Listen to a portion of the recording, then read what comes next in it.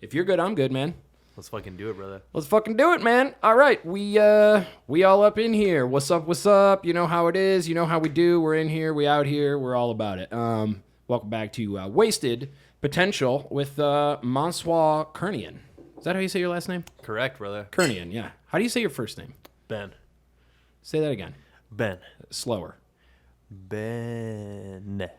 Okay, yeah, I got it. It's an interesting name. I've never heard it before, but Yeah. it's nice. It has 2 or 3 N's depending on who you're asking in the season. Were you saying that your name has multiple consonants in it, or?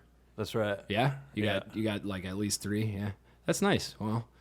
Anyway, nice to see you. Good to see you too, man. Yeah. Thanks for having me, man. Yeah, absolutely. Thanks for coming over. I was saying, as you got here, I didn't know which song it was of yours that gets stuck in my head. All of them are good as far as I've heard, but I've only heard the one album, which is Alternates, right? Yeah. Is that the most recent one? Yeah, it's the only full length that's out under Sonic Acrylic that Okay. day. Yeah. Is Sonic Acrylic you, or is it a band? I basically have been the creative force behind it. I've released songs that are just me, like completely playing everything. Yeah. Alternates, I had a band play with me, and we played a bunch of shows as that unit. Yeah. That would have been how I saw you guys live, right? Yeah, exactly.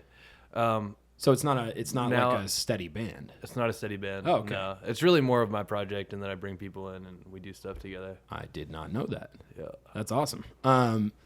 Yeah, the song is Disasteroid, the one that gets stuck in my. Oh my God, this cat is already ruining the podcast. Usually she waits, but this time it's come early. Well, I'll have to close that door in a minute. Anyway, yeah, Disasteroid, which, by the way, listening through it, what I got was, you like Radiohead? I fucking love Radiohead. Okay. Yeah, definitely a top 2 artist for me. Awesome. What's your Yep. favorite album by them? In Rainbows. Yeah, man, that might be my favorite. That and Hail to the Thief are my favorites, actually. Yeah. Yeah. I mean, well, they're fucking classics, both of those for sure. Other than In Rainbows, if you had to choose one. I would say Kid A. Yeah, Kid A's like the fucking revolutionary album, right? Exactly. Kid A and OK Computer, I guess. What's up, Kat? OK Computer to me is still fucking great, but it doesn't grab me as much as Kid A. Yeah. Hail to the Thief even, or In Rainbows. Yeah. But it's just because I think that they fucking just evolved and were like had more overall sounds that they brought in and started to do things that just had a wider scope of what they could do throughout those albums. Well, I mean, Kid A's got Idiotech, and is that how you say it? You know, dude, it is pronounced that way, but I realized the other day when I was listening to it, it says it's like idiotic. Yeah, you know? exactly. I actually never noticed that for fucking years. That's years. My buddies and I called it idiotic for a long time, and then we're like, Idiotech? I'm sure everybody else noticed. I just noticed that shit like fucking like Maybe that 4 song months was ago. made for you then. Yeah. Exactly.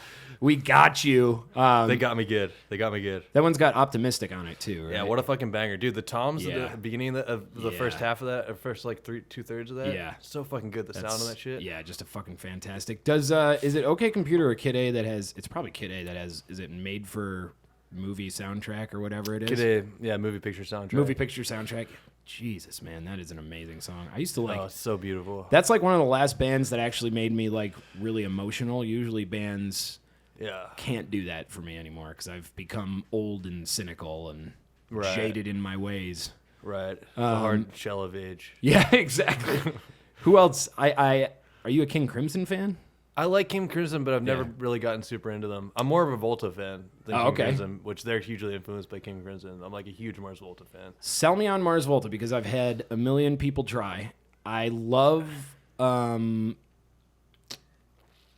they had is it the Exit to the Comatorium, Exit to the Mora? It's the album, Yeah, right? it's called it's actually my least favorite album by them, De-Loused in the Comatorium. De-Loused in the Comatorium. Yeah. Because that's the one with like escalators or whatever. It's got the hit. Televators. Televators. It's got Televators, and it's got a few other, like Erotica is one of the more popular songs, and fucking like there's a few others on there that are their most popular. Yeah. But it's not my favorite album by them. I really I think it's fucking great also. Yeah. But I really prefer Francis the Mute and Bedlam and Goliath as my 2 favorites. And because, man, like just the guitar work like as a guitar player, like coming at it purely from like a level of like where can I go with my playing, like once they entered my life like in a bigger way, like 5 years ago, it was like, oh, like this is something that I can try to do that like is actually challenging and fun, but still has fucking like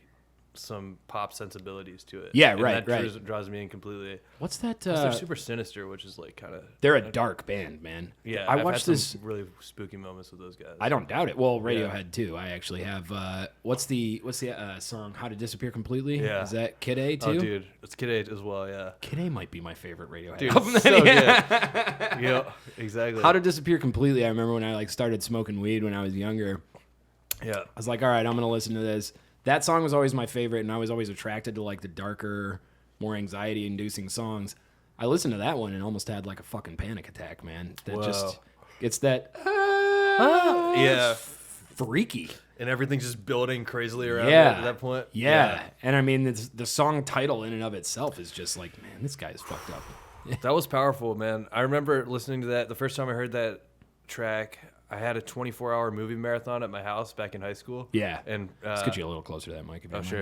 You can also move that around if you want, you know. Hell yeah, thank you. Whatever you want to do. Thank you. Is this from Wuhan? Probably. Hell yeah. It's full of COVID. Excellent. Thank you. It's the COVID mic stand. No. Yeah, give it a good lick. Hell yeah. But no, I was it was like fucking 3 a.m. and this song came on. Yeah. And it was the first time I heard it, and it's just like that, like because 3 o'clock is almost like the devil's hour, they say too. Yeah. Freaky. But at the time, like.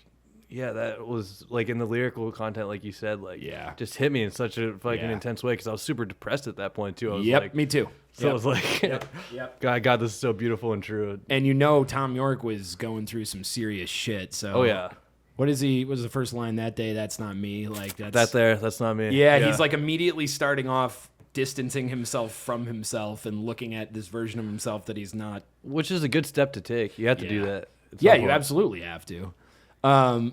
Yeah, I mean, both Mars Volta and Radiohead freaked me out. I remember this Mars Volta music video I watched where the lead singer, what's his name? I should probably know his name. It is I don't, Cedric Bixler.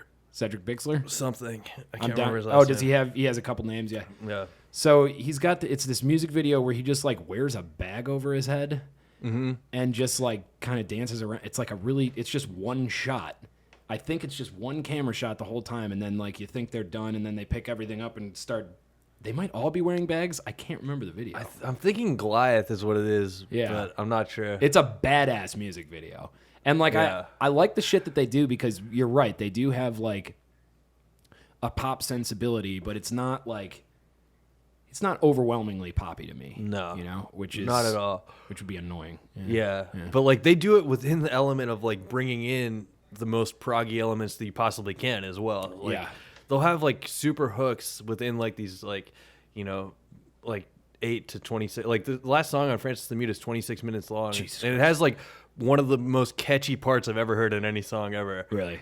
And and it's also one of the most evil parts I've ever heard in any song ever. Oh yeah. It's like the lyrics like "There's no light in the darkest of your furthest reaches," and that shit like. Ew.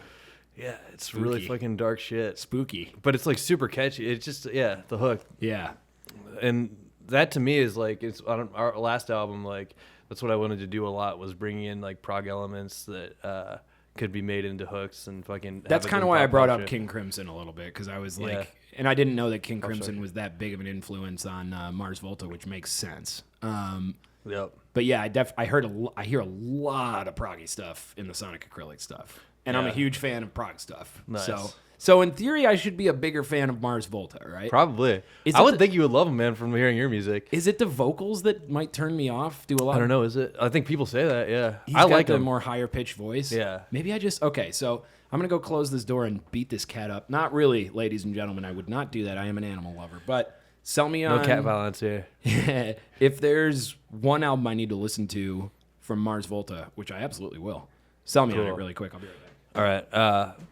Bedlam and Goliath is my favorite, partly because I guess it was the one I got into most first, which happens often for people. But it's just got the most of what I was talking about before of like songs that are like it's there's no songs that are really really really long in that record.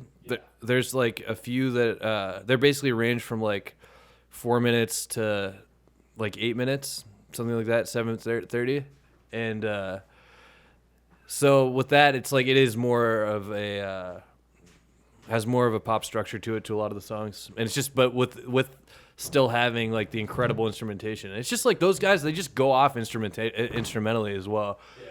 So it's like, yeah, that element of really just killing it like amongst yourselves, like not even like doing it like you do it for other people, but to be able to do that like Omar Rodriguez Lopez, the main like musical writer in that band, is like to me a huge inspiration because that's what he's just like such a prolific writer. Like he released like something like 24 albums last year, some crazy shit like that that he had built up. He was just putting them out like every 2 weeks for like months. Oh my god. Yeah, so it's crazy, and like that's to me is like it's funny because you can get in that mode and you can ignore people and that can be bad. Yeah. But at the same time, it's super valuable to fucking be able to do that and like become because then you're really just fully expressing yourself at that point, like at the source. Yeah, well, and I mean, I think if you're gonna make like, oh my god, knocking around things on the table. If you're gonna, I think there is. I don't know if you've ever found this to be true, but sometimes with me, I've found that at my most creative or prolific or expressive or productive or whatever you want to call it, a lot of the rest of my life doesn't really go that great because I'm it's not even a necessarily obsession. It's more like compulsion where I'm just like, okay, apparently I have it right now and I'm going to write and I'm going to keep writing. Yep. And then, 3 weeks later, my girlfriend's like, where have you been? Like, right. Fucking making music, babe. Come on. What are you talking about? Like, but do you find that like because, I don't think you have to destroy to create, but when you get that engulfed in the creative process, you kind of, things fall by the wayside. Whoops, I forgot to pay that bill. Whoops, I forgot to do this thing, Yeah. Totally. Well, it's like you have to, like you said, like when you've got it, you got it. There's a level of like, if you don't choose to go down that path, you're not going to be, like, you only are given access to a certain well for so long. Exactly. Yeah. And you can choose either to go fully into it or not. And sometimes you can go halfway in and fucking get like a certain amount of things out of it. Yeah. Still maintain healthier kind of things. I think there's a way to balance it all, but not really like in a real way. Like you got to choose at some point. I was going to say, is there, because there's something, but it's not full. I can't find it. I really, either I'm like charging full speed ahead at making music or whatever, or I'm charging full speed ahead at like, I'm waking up on time and paying bills and like not the type of life that I'm well acquainted towards leading. Like, is it possible to lead a balanced life as a musician? Do you think? I think it's possible if you choose to look at things in like writing cycles and recording cycles. Yeah. Which isn't easy to do. That might be right. Yeah. Yeah, because it's like you can write like a whole record or a whole album and then like go back into, like you said, like clerical fucking just on it mode. Yeah. And just produce the fuck out of it. Right. And then you're still at that point go back into it when you need to for the next album. Are you a Jack White fan at all? I do like Jack White. Yeah. I'm big on him. I like the bluesy kind of stuff. He said, I think he was asked by like Conan O'Brien of all people. I saw that interview. That's an awesome interview, dude. It's a great interview. It's like weirdly really good. He's drinking scotch, smoking cigarettes, like exactly hanging out, talking like Jack White or whatever. Like he's fucking incredible. He's ridiculous as a person. Yes, his music's great, obviously too. He's like a Willy Wonka kind of guy, Basically, he's got his record shop and his, like he's. And I'm from Detroit, so hell yeah, right. Yeah, last time I went there, well, a couple of years ago, he's got his Third Man record shop, and it's just a Willy Wonka place. That's what it is. Nice. It's a record shop with a bunch of gadgets and gizmos. There's a little stage over here, and then there's a whole big production plant for pressing vinyl and getting it out. Fuck yeah. He was, I think during that interview, I think Conan said, so why do you write songs or when do you write them or whatever? And he goes, well, when it's time to make a record. And I'm like, there's something kind of prophetic to that. Oh, totally. Because like when you're younger, and you get the bug, you just every single day you're like, oh my God, I have a million different ideas and I need to write and write and write and write. And like, then you get to a point where you're just like, I can't fucking sustain this lifestyle anymore. Maybe when it's time to make an album, or if I have a really good idea, I'll, Yeah. Do you write all the time, or do you just write when it's necessary? I definitely write all the time. Yeah. But like within limits of, it's definitely become less of, it's definitely become more controlled over the past couple years, I would say. Yeah. Just because like, for a long time it was like super, super, disruptive to the rest of my life. Exactly. And like and like you can't at some point you have to at least fucking, if it hasn't worked for you to the point where you're fucking making shit tons of money or enough money to survive off of it, you have to like take a little bit more responsibility to make sure that shit works. And already at that point it's like, you're working jobs to live still. But like there's some level of balance that you try to achieve. Also, I think with maturity, it's like in a professionalism, especially in our era right now, where everybody's like has to be their own business, and has to do certain things on their own. Like you have to divide your time in a like some sort of fucking thought out way, or else it's just not. It's a skill that you need to have, I think. Yeah. Well, I mean, it's a skill that'd be nice to have. Yeah. I wish I had more of it. Like, like even coming here, I was like, dude, 11, I'll be there. Like, right. Yeah, 11:15, 11:20, I'm like burning the candle at both ends at the studio. And then I come back here, I'm like, hey, man, thanks for bearing with me. Like, we both were like 10, 15 minutes late, by the way.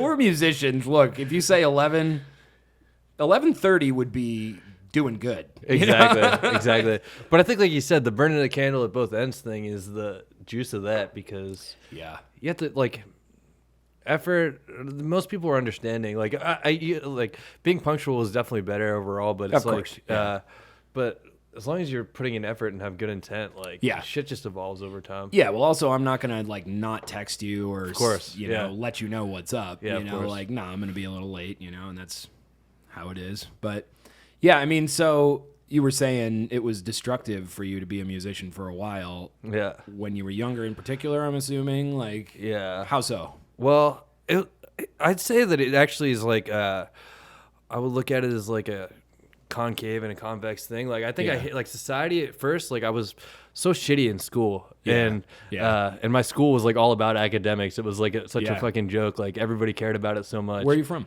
I'm from Pittsburgh. I went to a place called Mount Lebanon High School in Pittsburgh. Nice, okay. Yeah, and it's a really good high school, so everybody cared a shit ton about academics, but I was always pretty much just bad at like most things. Really? Yeah, but then I realized I was so obsessed with music that like that gave me an outlet of something that I was actually good at. Yeah. Like, I was also good at other things like that aren't really related to academics, obviously, but it's like sports guy. I was pretty good at sports. Okay. But generally it's like in video games. But fucking hey man, that shit pays money. Totally. Probably pays more money than music. I think I could have taken that route, exactly. But anyway, like when it comes to, then I realized like just how obsessed with music I was. Yeah. And at that point it was just like go, because I was like obsessed with video games. It's like I'm obsessive with the shit that I really enjoy. What were your games? I really liked a lot of different ones. Smash Brothers was probably my favorite obsession as a kid. If my Wii wasn't broken, dude, damn. Wii, Smash was that that was Brawl. Brawl was fucking great. Brawl is I think my favorite Brawl. One. They're both great. Which was that the newer one? The Brawl? Brawl was the first one that came out on the Wii. The Wii, right? Yeah, there's newer ones now. But that was my major my first year of college. Was just skipping classes, smoking weed, and playing Brawl. That was my fucking Where'd curriculum. You go? I was going to Penn State Erie at that point. Oh, yeah? Yeah. What'd you study originally? Psychology. That's what I have my degree in. Nice. Yeah, I went the science route, so I got the fucking BS, which is what it's good for. Yeah, hell yeah. It cost a lot to get it.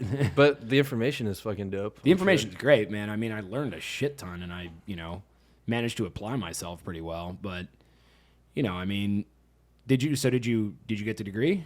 No, I dropped out of Penn State after my second year there, and I went to recording school at a place called SAE in New York. No shit. And that was like the best, man. Like That's awesome. Even like when I was like, I'd taken music tech classes in high school originally and realized that was a huge passion. And then recorded while I was at Erie, like instead of going to classes. And then doing that was fucking amazing. Learning large format consoles. Here, use that little knob there.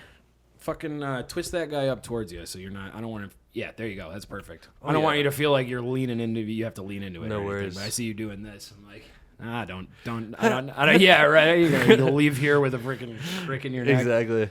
So, music was your passion from a young age, presumably. Do you have family members that got you into it, or?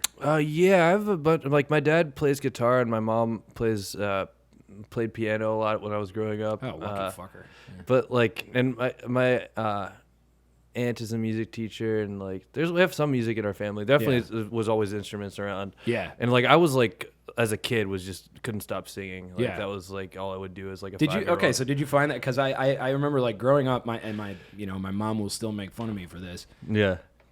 I was obnoxious. Hell yeah. Like really obnoxious and not really a problem kid so much, but just annoying, with just it didn't even matter if it was music. I was kind of obsessed with sound. Like I just liked the sense of sound. Hell yeah. Just like all these stupid. And my mom's just like, I'm gonna murder this one. Yeah, like this is where he goes. Like he's not making it past 10. That's hilarious. Like, eventually that got translated into actually organizing it, putting it into chords, putting it in notes and stuff like that. But That's rad, man. Did you find that like? Did you hear music and replicate it? Did you just kind of purge the noises that were inside of you? Like what It wasn't, Yeah, I mean, I definitely wasn't obsessed with sound as a little kid. I was more obsessed with like songs and like just singing random stuff that I heard. What'd you hear? Like it was like, dude, I would just like sing like the fucking Star Spangled Banner randomly in public and shit like that. That's what I'm saying, ladies and gentlemen. Yeah. Exactly. But like the first song I remember hearing is fucking "Smells Like Teen Spirit." Like on the radio. Shit! So you got some real music when you were like younger. Yeah, dude. However you want to adjust that. Yeah, my parents. My dad is obsessed. Well, he really loved Simon and Garfunkel, and like that was his favorite group. But in general, they played in folk groups and would just fucking. Your parents did. Yeah. Oh, that's awesome. See, my dad is a sign maker. Oh yeah. And my mom is a nurse, so I don't know how I came by it. My grandpa was a musician. He was a music teacher. Gotcha. He showed me some stuff, and he at a certain point hung it up and retired that, and then ended up doing construction and shit. So weird background, man. Or maybe not weird. Just I don't know where I would have come across music. I always wonder if people come across music like.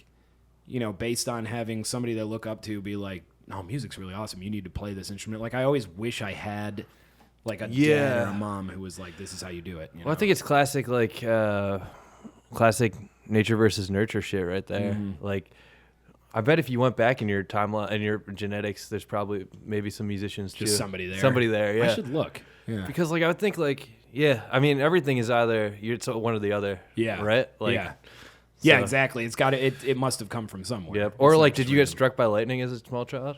I got dropped on my head. There you go. Yeah, maybe that was it. I sucked at music before that. I got dropped on my head. Now I have perfect pitch. Hey, look at me. It's like you ever tune a guitar without like hearing the fucking notes? I don't know if you have perfect pitch or not. I don't. I don't either. But I try to do that sometimes. I can tune a guitar now. I did it the first time like 2 years ago, and I was like, no way. And I checked it against the song. I'm like, holy shit. Good work, dude. Yeah, but I think it's just, I don't think it's perfect pitch. I think I've just heard a guitar so many times. Yeah. That is the thing. Life is fucking memory. It is fucking noticing things and remembering them in a real way. Yeah. Like, a lot of it is a very valuable thing to do. Yeah, absolutely. What drew you to psych? Why psych? It's just because, like, I've always, like, I have mad ADD.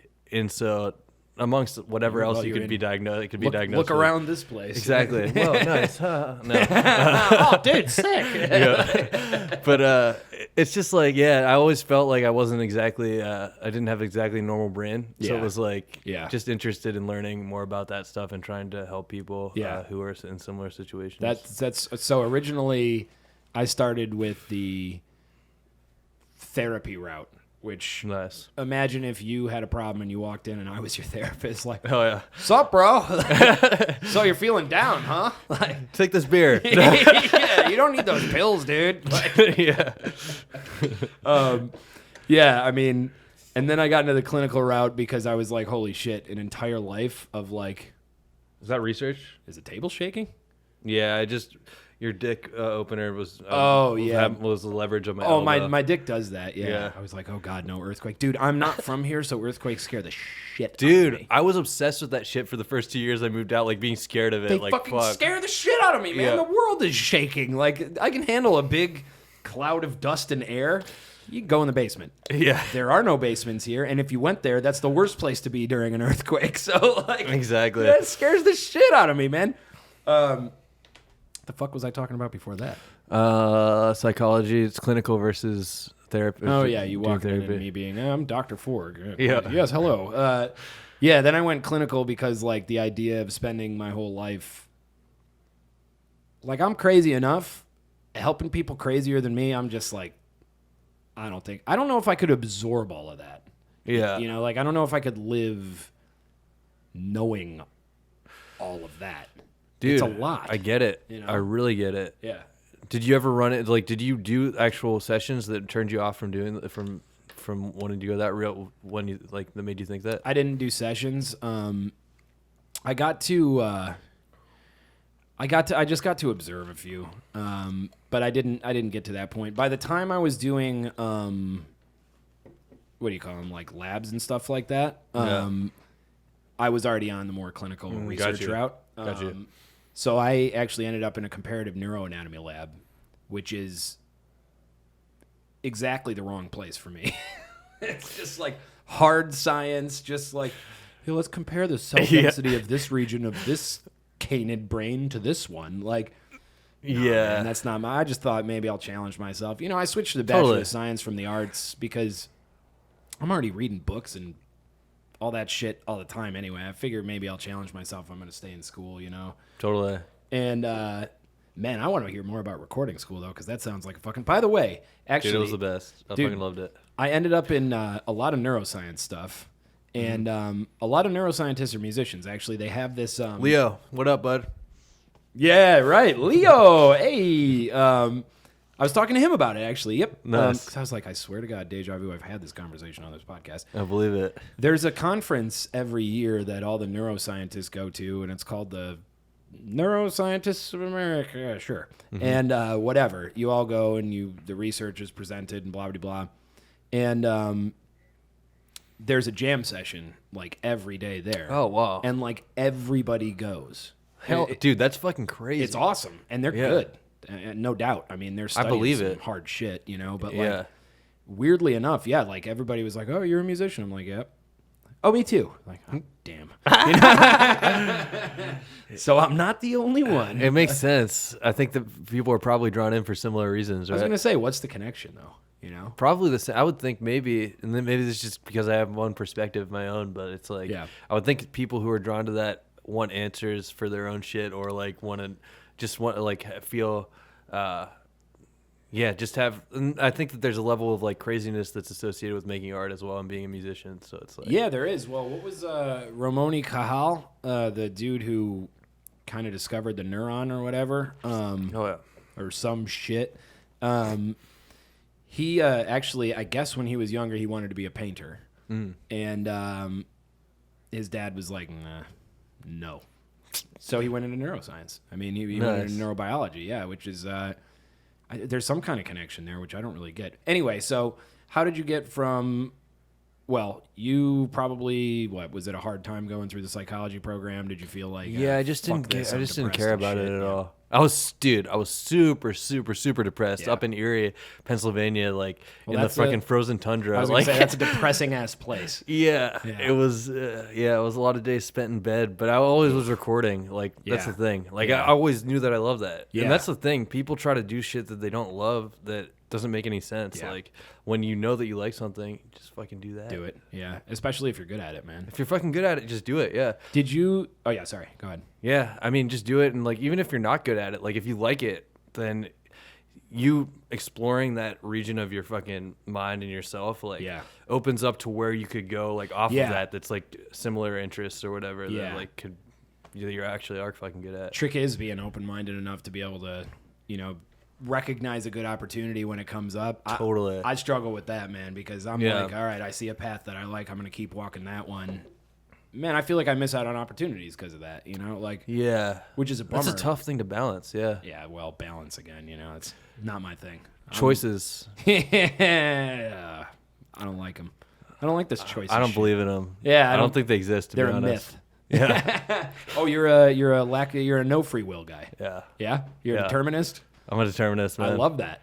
Yeah. I just can't see how there's like any forethought before you actually see a thought, like a thought comes into your head or like an action happens. So like, I just can't get past that. And to me, that's like a freeing feeling because it just makes us all equivalent and like in like flow with each other. Yeah. And I'm down with that. So let me tell you a neuroscience study that you might really like. And stop me if you've heard it because you studied it for a little while. Mm-hmm. So basically, the construct of the study. Are you a Sam Harris fan? Yeah, dude, I fucking love Sam Harris. I was gonna say determinism plus the like kind of Zen outlook you have. Sam Harris. Hell yeah, dude. I was a big Four Horsemen guy in college, and anyway, so there's a study. Basically, the construct or the task is the participant just has a button that they push. Okay. Mm-hmm.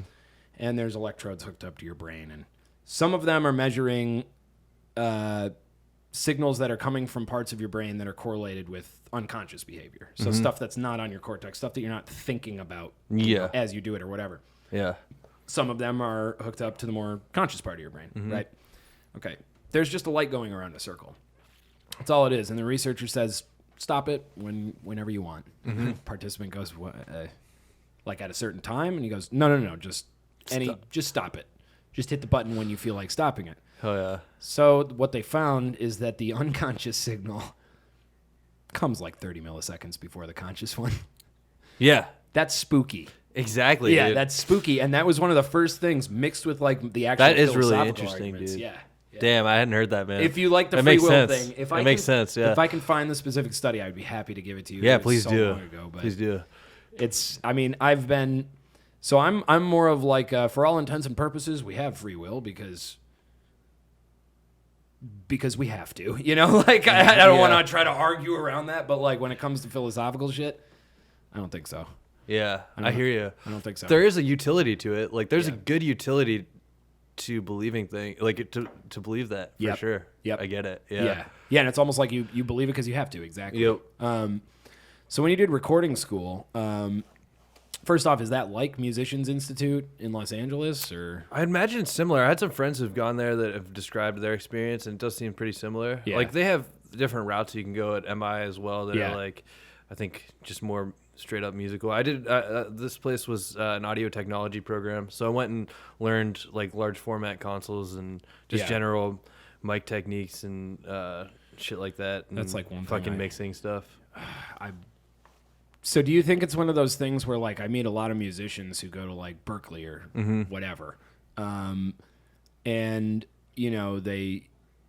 they go, okay, the academic study kind of makes it stale. But I imagine with recording, it's not the same thing. You almost need that, right? Yeah. Well, it was like, I always approached it almost like a very punk aspect because like there were certain things that we weren't allowed to use throughout the beginning of the program. And I was just like, fuck it, I'm going to go in here and use this shit. I'm using that. Like it really, it's like anything. Like I think you can get it either way, like the experience, but I just put so many hours like with the opportunity of the equipment that we had there that was just like, 24/7 as much as I could be there. Top of the line shit there. Too, I'm sure exactly.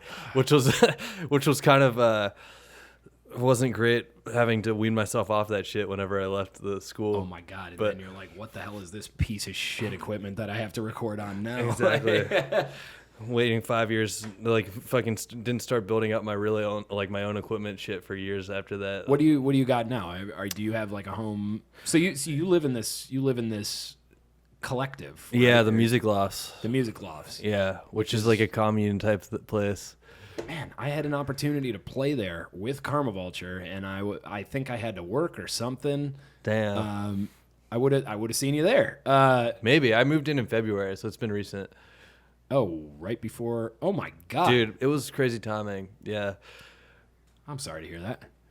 It's fine. It's actually better. Like, well, so I lived in this house in Hollywood for 4 years. Yeah. In East Hollywood for 4 years. That Yeah. was like, we had an awesome studio. My friend James, who played drums in my band for a long time, he had built out a studio there for like 15 years, and it was a really dope spot. Yeah. But then I decided to move just to have a little bit more autonomy. Yeah.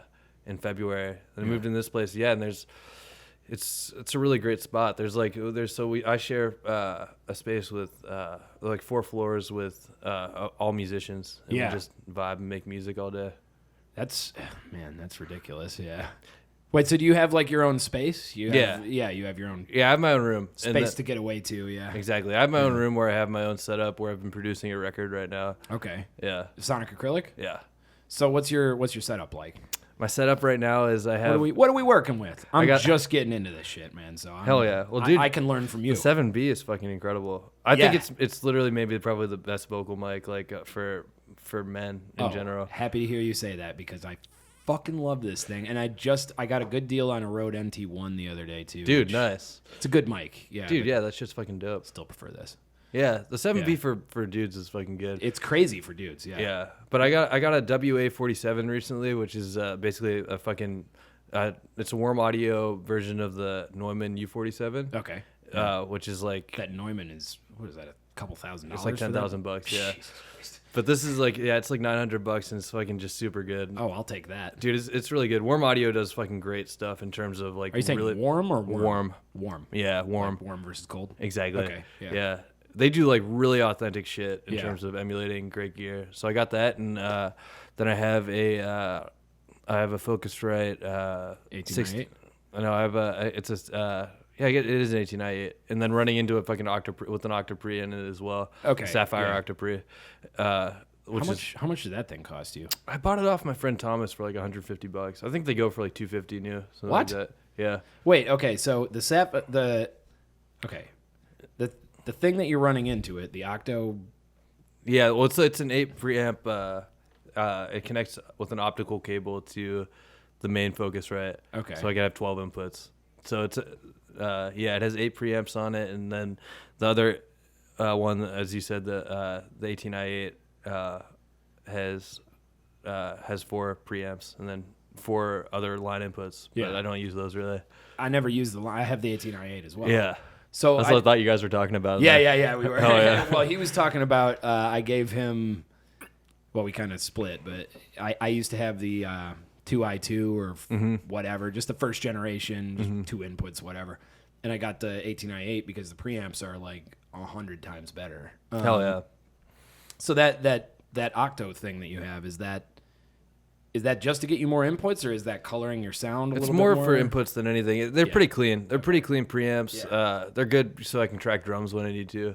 But basically, I've been producing this record with that WA-47 and then a 57 and a Shure SM81, which is like a small diaphragm condenser. Yeah. And I think I have one of those. Yeah. Nice. Yeah. They're decent. They Yeah. do some. Well, they're just like a 57. You can throw them at a wall 100 times. And exactly. They'll live. And then just a keyboard and my guitars and my fucking AC30. Yeah. Just getting this shit done. My cousin's been playing fucking drums with his V drums in Pittsburgh, and I've been getting the MIDI and just fucking with that shit. Oh shit. Yeah. So you're doing electronic drums. Yeah. Oh, how do you like it? I like it. It's a different challenge, but It's hard.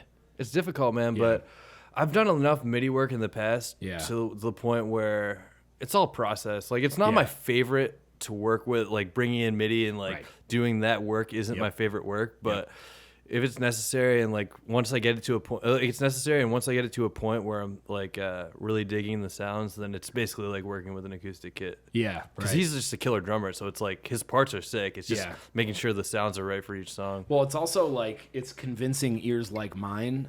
It's making me believe you. You know what I mean? Totally. It's like a lot of times when I hear electronic drums, I'm just like, I know what that is. But it's also like you can sneak it in a way where it's like, even though I know something might be electronic, I don't hate it. I don't just hate electronic shit. It's just if you combine it in like a cheesy way or a way that doesn't fit the genre, I can't forgive you. I mean, you when know? it comes to hard rock music, room sound is super important. Like the fucking signature of a room and drum recording is like super important in most rock music. Yeah. This Which- is yeah. Oh yeah, go ahead. But I think modern times too, it's like also a very signature sound. Yeah. To have MIDI drums and things, you can glue it together in a different way. I was gonna say you're gluing so, it digitally, which dude, is the interesting. acoustic and the electric sound. Yeah, I really like that now. Yeah. I really do. What band's your favorite in that realm? Man, I don't know. MGMT does it pretty Oh, well. I really like Van Weingarten or whatever his Andrew fellow's name. Yeah, Andrew Van Weingarten. Let me think of this. The song I'm thinking of is I don't know if it's the Handshake. It actually might be off their most recent album, which is just like super good. It's awesome. It's Little like Dark Age is incredible, dude. Fucking yeah, Little Dark Age is amazing. Well, they almost returned to the point where they're just like, yo, we can still do this. Exactly, Did you think we dude. couldn't? We can. Exactly. Like, I know that last album we put out was a ketamine-induced nightmare. Exactly. This one is just solid hits all the way through with enough for guys like me where I'm like, okay, it's not just a pop record, you know? Yeah. Like, I mean, there's depth. It's deep as fuck, exactly. man, that record. So I'm thinking of, there's one on, it's not Alien. Alien Days actually might combine the, I don't know how they recorded that. It might combine the acoustic kit with the digital kit. I feel like they do I haven't that. listened to that one all that much. I did when it You came should. out. I checked it out, but It's not a great album, in my opinion. Seriously, Gotcha. Alien Days is great, and there's a couple Really? other really good songs, but there's a couple that are seriously just like, dude, I've done ketamine before. This sounds like way too much ketamine. It just sounds like way I too hear much ya. ketamine. Like, I hear you. Yeah. sounds like you were stuck in a K-hole for months, and then you made an album. Like, Right. that's a fun drug. I've heard it's a fun drug, dude. Yeah. I heard it's cool and it can be helpful. If you, yeah, I don't. You So don't know? as far as helpfulness, like I've heard people, and I have proclivities towards like depression, and anxiety. Hey, millennials, what Dude. up? Yeah. we're I all was really fucked. thinking that earlier. all millennials are just traumatized. Everyone's just like, okay. Yeah. But like, it's a fun drug. I think it can be helpful. I don't know if I've taken it in a therapeutic or helpful setting. Got you. I don't tend to party on that one, but like, even with a small group, I'm just kind of like, it's one of the, it's like more dissociative than like acid, but it is kind of like a condensed acid trip where you're just like, all right, all of the acid is just condensed into like an hour or two. Oh, cool. And it hits fast. And you're just like, and it's weird because like the come up isn't like, you take acid or something. Not that either of us ever would or have. No, of but course I've not. heard that if you take it, you come up and, you have that hour of just like, okay, here we go. Okay, ketamine's just like, I don't think anything's happening. And then 20 minutes later, you're like, what did I just say? Did I just say that out loud? Like, Yeah. And then Sonic visuals. 40, yes, exactly. And then 45 minutes later, you're in a fucking hole where you're just like, oh, God. Like, time and space mean basically nothing now. But yeah, that album kind of sounds like that. But there is a way. There's a way to combine it. It's just, again, like, to me, you have to do it in a way where I'm not off-put by hearing that sound, and that's tough to do, especially if you're trying to convince people that fake drums are real. I've found that to be really, really hard. Yeah. Yeah. I think that's the goal. That's definitely definitely not the goal with the shit I'm doing right now. Yeah. It's Logic is what I'm using for this one. Okay. Yeah. Yeah. I'm Ableton, believe it or not. Nice. Yeah, Hell yeah. It's like the hardest of them. Like it's just the first one I got for free. Got you. Yeah. Nice. I mean, it's whatever you like get into. Like They all you do the said. same thing. Exactly. Yeah. I like Ableton. I've had a controller for years, but I've never. I got into fucking, Logic first. The push? APC 40. Oh, sweet. Yeah. Yeah. Shit's dope. I messed with it more when I first got it, but like I got into Logic and like the first thing I ever had was GarageBand, and then I got into Logic, and then I got into Pro Tools. So is Pro Tools Logic is easier dope. to use because you used GarageBand? Yeah, I mean, just at the time I was like, I have GarageBand. This is their pro shit, the Logic. Exactly, Stuff, yeah. So Yeah. might as well try to get that. Yeah. And it's really like perfect. It's a great production tool. Like if I was gonna do anything with this album using MIDI drums, like Yeah. and Ableton too. Like it's the other one, like Drum Rack. I've heard great things about. And Drum used a Rack's little cool. bit. Yeah. Yeah. It's I'll say on Ableton 10, the newest one, Yeah. drum rack is a lot better. Gotcha. On 9, look, in my opinion, whatever. People can use it better than me. My strength is definitely not electronic sounds. I struggle with them, But to me, if you're going to commit to the electronic sound, fucking awesome. If you're not, if you're going to try to make, like, I'd try to make demos where I'd put in some, like, drums just to, like, placeholder kind of, I was always disappointed almost. Yeah. But that's probably more of a user error, to be honest, human error on my part. Yeah. You can get them right. And You can. Yeah. You can get the whole mix to sound like it's in one place, too. Yeah.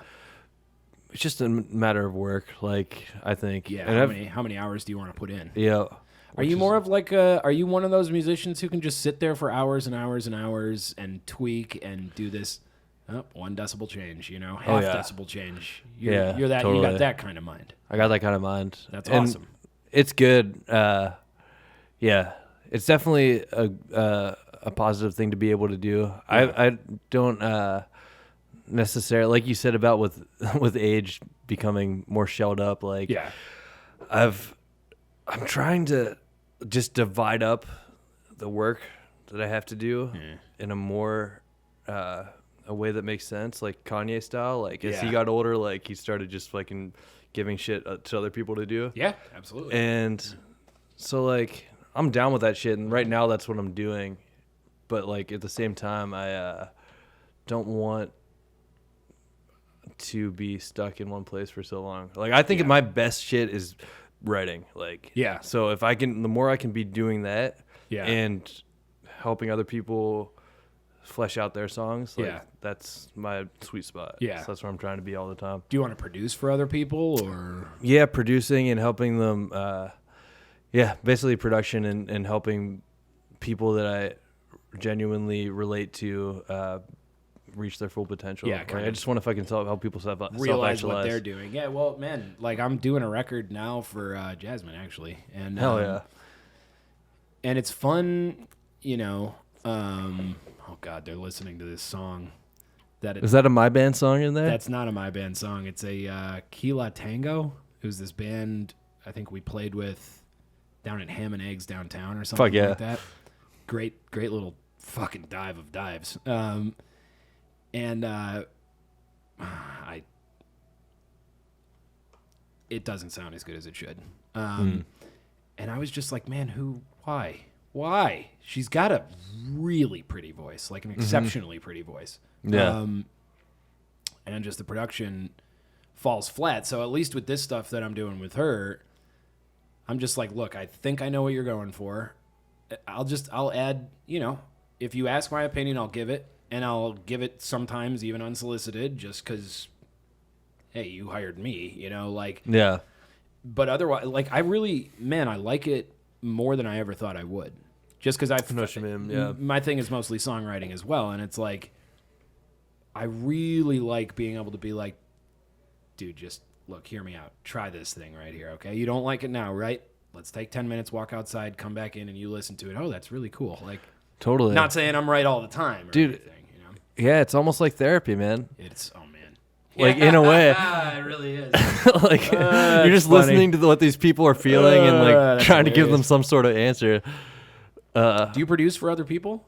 Yes. Yeah, I do. I used to, for a long time, I did that as, like, one of my side professions was, like, producing for people. Yeah. And engineering a lot, and I could have gone that route of just being like straight up professional engineer. Yeah. And I chose to not do it because I fucking care way more about being an artist. Yeah. But when it comes to like, it has to be somebody that I like click. Yeah. And I'm like, I fucking love your music. Yeah. I want to be here for you. Yeah. Let's fucking do this shit. Right. And I love it in that circumstance. Yeah. I don't want to be.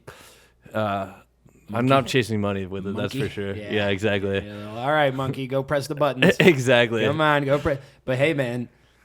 We need people like you. Yeah. With your mind, you know what I mean? Like, yeah, but like with that, like with my own shit, I can get into that. Yeah. But and I can get into that with other people's stuff too, but I just hate it. Like if it's something that I'm just doing as a job, like I'm like, why the fuck am I not? Yeah, you're just banging your. Why am I not making the music right now? Like, it doesn't make any sense. Yeah, man. That Alternates album, did you produce that? I produced it along with Seha. I was gonna ask, was that a 4th Street thing? Yeah. Was it at 4th Street that you We did it that? at 4th Street, yeah. Man, god damn, they chug out nothing but good sounding shit, huh? Yeah, I mean, yeah, Seo and Andreas are fucking great. They're dope, dude. Did you, you know Etienne from the Revies? I don't know him, but I've seen them live. Okay, yeah.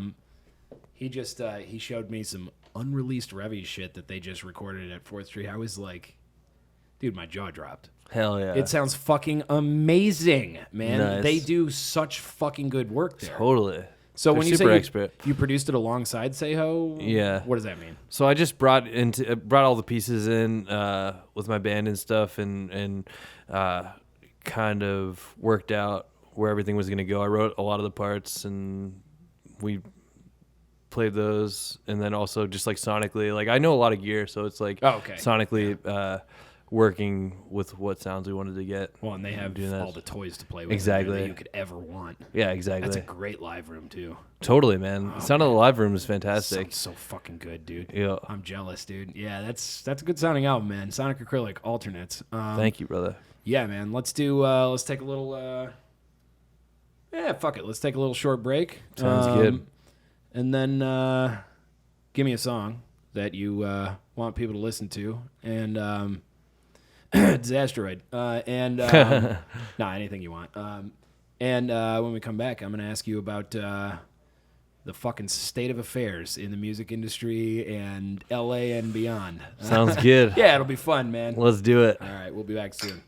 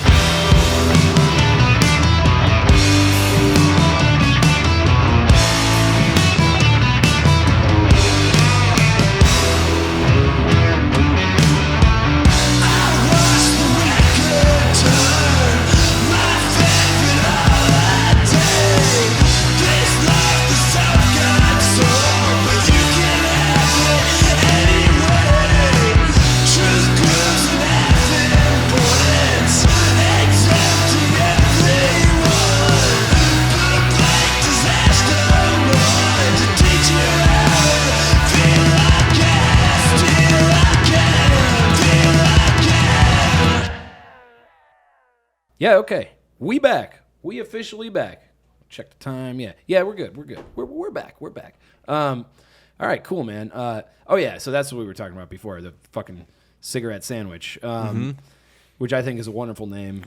It's a good name, man. I like it. Yeah, I think I think that's. Do you have a name for your upcoming album that you're going to put out? I've had a couple of different things. What do you think? Pass through my mind. Initially, the album was going to be this super, super peaceful thing about how like the whole universe is actually your perception, and like you're like what you see is really you, and like this being indifferent as like what your perceptions are when they come into your consciousness. You like Bill Hicks? I don't really. He's a comedian, right? Yep. I've not really listened to his stuff. I'll show you a clip of him later. Hell yeah, Anyway, please do. Yeah, what do you think? But and then I started interacting with people in my loft more that completely took me in a very chaotic space. Yeah. So that's to take me in a whole different direction. Yeah. But yeah. So now I'm thinking like maybe like what you think is you isn't you, something like that. That's a working title. Ooh, deep. Deep. I think it's fucking truth, man. It makes me feel things, and it makes me uncomfortable because I have to feel things. So I don't like it. Get that away from me, please. Can I have more like Cardi B, please? Yep. Do you ever get pissed off at pop music these days? I get. I don't know. I feel like some of it is actually good. Some of it is. I think that there's some good pop music, and I think that there's like a lot of actual pop artists taking risks in different ways, which is cool. I think like it's the same as it's always been in terms of like people, it's like people being fed, like you just said, like the mental diet that isn't up to what they could really, like most people can take in a lot more than's given to them. Yep. That's cigarette sandwich, man. Yeah.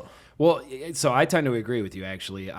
Whenever people are like, can you believe how bad pop music is these days? I'm like, you mean how bad, or how pop music is always, it's called pop music. It's just whatever's popular, man. I mean, the one thing I really don't like is that it's kind of being designed to cater to a specific audience in a specific way, but it always, like the Rolling Stones weren't going into the studio going, oh, okay, I hope we don't make a hit. They were trying to make a hit that resonated with as many people as possible. Same with the Beatles, same with most big bands, you know? Yep.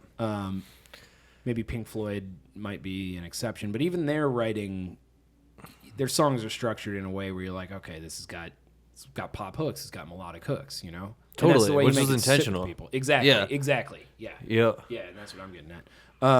So anyway, right, before the break, I wanted to ask you about your thoughts on the LA music scene. I don't know you well, and so I also don't know your involvement, how far you go in the LA music scene. I don't know if you're a big touring guy. I don't know any of it. So give me a little background, and I'll set that with the preface that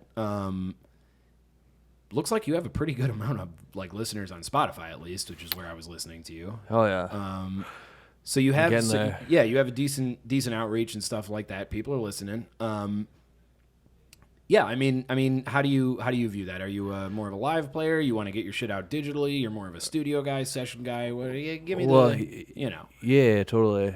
So like, how I view myself really at the fucking core is like writing songs to reveal truths that I think that get revealed to me in life about life. Yeah. And taking that and then producing albums with it. Yeah. And I think that with today's landscape, it's a lot about finding your audience through digital means, especially with COVID, obviously. Like that's the only fucking route to go. Can't go play shows. So so my background in the LA music scene is I threw shows for 4 years at this place called the Grandview Market, which I don't know if she may have been to or not. Yeah, I used to work at a place right there.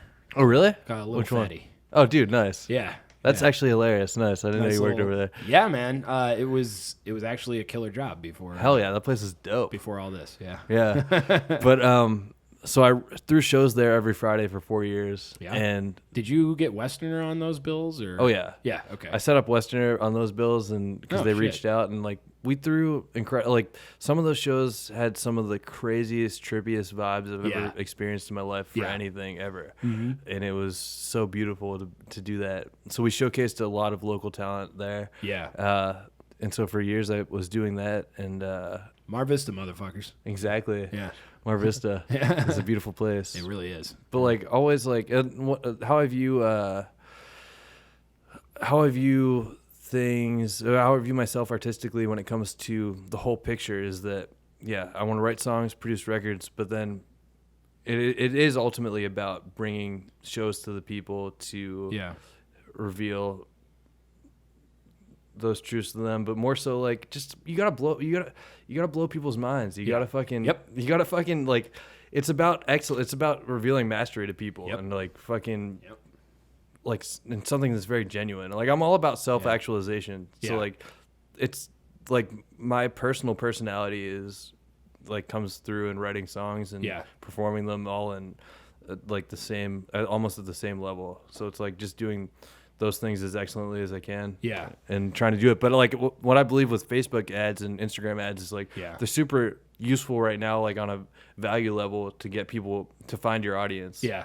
So I've been running those like over the last month and getting some more views or more listens and on that Alternates album. Or? Yeah. Cause like what my main plan is, like, I'd love to get a lot of views on that and release a few videos based on, at least I'm going to do one for Disasteroid, like you were talking about before. And then that'll be out probably next month. Cool. And then, yeah. But then would like to use that to leverage this next album and try to get that a wider release. Yeah. I mean, do you have music videos out yet? I have one for the song Black Eye. Okay. Off that record. I haven't seen it yet, but I'll link to it or whatever. It's pretty cool, man. I mean, I don't doubt it at all. The album's cool. Thank you. Yeah, it really is. And I mean,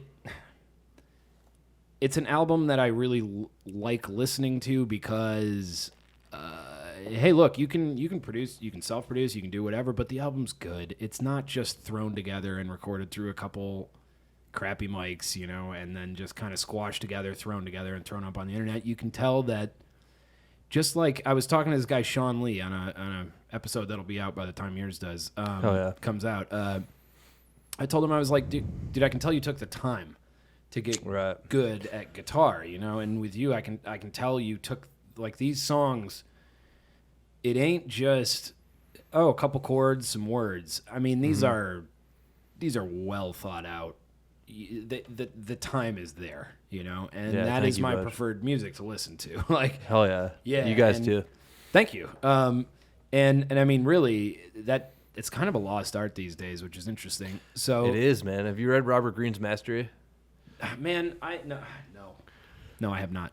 Because that's really like what he's getting at there is the lost art of like people just doing what they enjoy to the point of like just being thought out about it and like integrating all their fucking talents into one thing. Do you find that you have, okay, so when you talk about finding like an audience, digitally or otherwise, do you find that you have trouble finding an audience for the type of thing that you do, which is, I would consider on the whole a little bit more intricate. It takes a little bit more attention. You know, it's not background music. Totally. It's music that I really, if that music is on when I'm talking to someone, I'm going to be distracted by the music. Exactly, man. It can benefit a conversation, but it can also, I'm like, oh, what was that?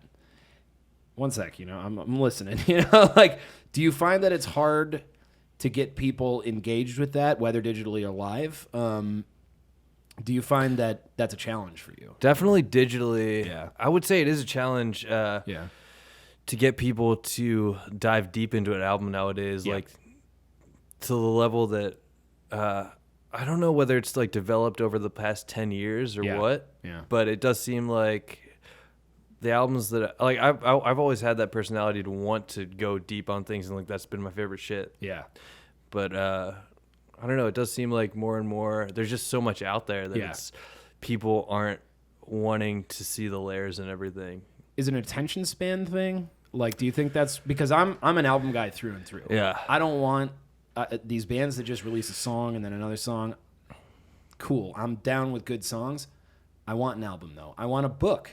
I want something to read and flip through a million times and listen to a million and just dig my claws in, dig my teeth in, and really get to know the artist, you know? I feel like you're probably the similar way, but yeah. That's the fucking beauty of the art form with music is that you literally can layer, like, and even when you're making it, like, the shit that gets revealed to you as you're making it, like, even to yourself, like, you have like lyrics and like the way lyrics interact with the actual music to make metaphors that mean all these different things that like are legitimate messages that you've learned throughout your life is like, it's just it's a really good feeling, at least on a, like, that's the thing, like ultimately at the end that I value, that it, like at least I can hold on to in the end is like, if I'm getting something that like is out of it, then that's a legitimate like growth, then it's all that really matters. Yeah. But like it's not the only thing that I think can exist with the music. Right. But it's like you have to be fucking happy with the simple things in the end, I think. And that's like what makes the most genuine shit. No, absolutely. Well, I mean, this is sort of an oversimplified question, but would you say, so, you know Buzz Osborne? Nope. I know it sounds familiar, but... Melvins. Grunge Godfathers or whatever, which, you know, near and dear to my heart, you know, but... Hell yeah. He was in an interview and he said, you know, someone was like, how do you write music or whatever? And he's like, if it's good enough for me, it's good enough. Basically. Yeah. It's like the Elliott Smith fucking quote too, man. Are you an Elliott Smith fan? I'm a huge Elliott. He's my number one artist, probably. Either Or is probably my favorite album by him. Hell yeah. Is that not a good choice? Dude, Either Or is great. But it's not the best. Dude, it could be the best. My favorite... I feel like it's a noob... It's From the Basement of the Hill is his best album. Okay, dude. Yeah. That's a lot of people say that one. Yeah. Elliott Smith fans say that one, actually. Yeah, man. Yeah. It's just so adventurous and like fucking... Yeah. He was on some shit. Yeah. He died during that album's creation, but like... He was really going somewhere with that shit. You like Nick Drake? I do like Nick Drake, but I'm not a huge fan. Really? Yeah. But you don't like Pink Moon, that album? I do like it. Yeah. I couldn't tell you most of the songs on it though. I like the title track and whatever song was on that like Nokia commercial. Yeah, here's how that the title song goes. Pink, pink, pink, pink moon or something like that. I'm pretty sure that's how it goes. Yeah. What's the so to me, I always draw similarities between Elliott Smith and Nick Drake because of course, they're definitely similar. They have similar style. Yeah. What's the distinction between those two for you? Why Elliott Smith? Why are you so drawn to Elliott Smith, but Nick Drake, you're like, I like him. I think it's because of the context of when he was or when he started making music, like growing up in the 90s and then kind of just internalizing his cultural influences that were similar to what I felt like I was going through whenever I first got into him. Yeah. Like, obviously, he's a very sad guy. He was a very sad guy. He just killed himself with a pair of scissors. But, exactly. Not too sad other than that. There was something about that saved my life for a long time. Yeah. Did you get into him young? I got into him. I first heard him when I was like 17, and then I just couldn't stop listening to him throughout college. I feel like that might be the difference between people who are like diehard Elliott Smith fans and people who aren't, is when you get into him at kind of a young, I don't want to say vulnerable, but exactly, psychologically tumultuous time, you know, where you just, oh my God, he does resonate with that kind of thing. I mean, also on a musical level, like he's way more adventurous than Nick Drake ever was. Like, really? I think so, man. Yeah. Yeah, just like like Nick Drake is no doubt fantastic. Like, and I really respect his music. That fucker couldn't play live shows because he had so many goddamn tunings and shit. Like he was just true. He's a.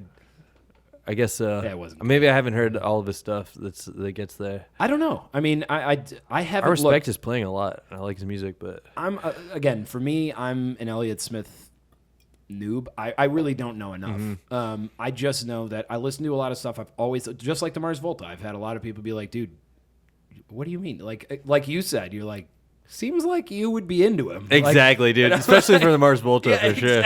Yeah, right. Well, and if you heard my folkier stuff, you might think, oh, Elliott Smith, you like him. You know, there's a sensitive side too. Yeah. And but when I listen to a lot of stuff, and I'm like, I don't know why. And then I heard Either Or, and Alameda actually might have been the song. That was the first song that got me into it. Really? Oh, yeah. Really? Oh, yeah. The guitar walk and just walk down Alameda, it's just, it puts you in where he was. It very vividly draws the picture of just like, it's spooky, it's scary. This dude is unstable, to say the least. Like, and he's dealing with it. He's trying to deal with it, you know? Yeah. Like, that song really resonated with me. I don't know why that one. It's also a song about like just acceptance and like moving on from things as well. That's a beautiful tune. Like Yeah. you said, the walk, like the fucking da da ba da into the B7. Dude, I was gonna say that's the fucking. I was just shit about right to there. say it's the do. Like, okay, Oh my God, that's man. a spooky little chord there that Exactly. you're playing. Like, ooh. And yeah, Elliot. So Nick Drake did a lot of that for me, and I think I I'll probably have to check him out more, man. I probably heard Nick Drake. I'll give you a Nick Drake album. You give Yeah, me is an Pink Elliot Moon your Smith one. favorite? Pink Moon's Your favorite? Probably. Gotcha. I'll look through it. He only released like 3 or 4 though. That's Right, the thing, you know. right. Elliot Smith had how many did he release? He had released, 6. 6. Okay, yeah. Yeah. Okay, well, you know, sensitive songwriters. Exactly. Let's go with the That's state why you of need the a band, man. playing in a band. Well, yeah. Right? Let's go with the fucking LA. So why did you move here? I moved here because From Pittsburgh directly? Did you take another city to get here or Well, yeah, I was living in New York to go to school. Right, And okay, then, the recording school. yeah, and then I moved back to Pittsburgh for a few months. Okay. I released a record that Yeah. I produced there. Yeah. And then I moved out here because I was really hoping to be in a relationship with this chick who lived out here. Oh shit. And it didn't work out, dude. No, of course it didn't, man. Of course it didn't. If it did, you but I wouldn't was have young. the story. Yeah. Exactly. I was young and naive to the Yeah. ways of the world. And that broke my heart. It made some good music. I wanted to kill myself for a couple of years, but I made some good tunes. Exactly, man. I made a lost album I never put out. Yeah, and yeah, then, there you go. Yeah. And then I came out of the cocoon. Yes. A new man. Yes. Yep. A washing and a rebirth. Exactly. So, when did you move here? 2013. Okay. You got here a couple years before me, not by much, though. Mm-hmm. Have you seen the music scene change? How have you seen it change? Yeah. Yeah, give me that because I talk about it a lot. If you've watched the podcast, is LA I do. Yeah, I dead? noticed. Is it I've noticed not? that you Yeah, you're talking about that. Well, man, it's part of it is I'm mining people for information. I want to know how you think. You know, I mean, I am fascinated. Musicians are some of the most interesting people I've ever met, Totally. and I want to know how do you see it because it's a thankless job a lot of the time. Mm-hmm. How do you see this environment as one in which you can not only exist but maybe have the potential to thrive? Like, do you have the aspirations of just like, no, I'm going to be huge, or maybe not even that? Maybe I'm going to have aspirations to like, I just want to fucking make enough money to make another record, you know, like that kind of stuff. Like, how do you see it? You know, I see it as like I'm just really confident in myself as a songwriter to the point where it's like I just believe that if I keep making music and promote it on a level of like making ads that get people to understand what I'm actually about, then there'll be an audience enough for it that I can help people enough to be able to have a career with this. Yeah. I think I can be a big artist, but like when it comes to does it matter to you? Doesn't I just like you said earlier, man, I'm such a big Radiohead fan that like to me like the ultimate goal would be to play shows that have like really nice light shows that like really fucking bring people like that inspire people. Give like them that's the my fucking goal. Like I don't experience, care how many people are even viewing it. Like and I think like with those level of shows you need a decent amount of people there to have the right lights. But it's more like I want to put on shows that give people the inspiration that I was given from people like them and just progress things forward. Like I don't have any personal fucking glory in this shit. Like other than like this is the type of person I am. Like if I want to inspire people to be the type of person they are and making music that's artistic on every level and that has like very, like you said, well thought out fucking production to it is like my fucking alley. So I'm just going to take that as far as I can go. Yeah. The music the music scene has changed a decent amount since I've been here, and especially fucking over the last 5 months. But yeah, I mean, I've seen two things happen. Like I've seen the Mar Vista scene was pretty cool when we had that shit happening. Right. That was fucking rad, but that's kind of died down at this point. Well, we're not allowed to do anything, but Exactly. But like we stopped doing the shows in the market and right. for multiple reasons. Yeah. But then but the West Side Revival has been fucking super dope. It's been fun. With everything that's happened with Burger Records, it's like it makes sense to me, man. It makes sense to me that like I'm like, oh yeah, like the shit that was like I felt like wasn't really where it was at to begin with. Yeah. Actually had this fucking underbelly of some weird shit happening. What So it's happened with those guys? Somebody told me, so I think, we're friends on Facebook. We've been friends on Facebook for a while. For a while, I decided to get addicted to the algorithm and post dumb shit. Oh, yeah.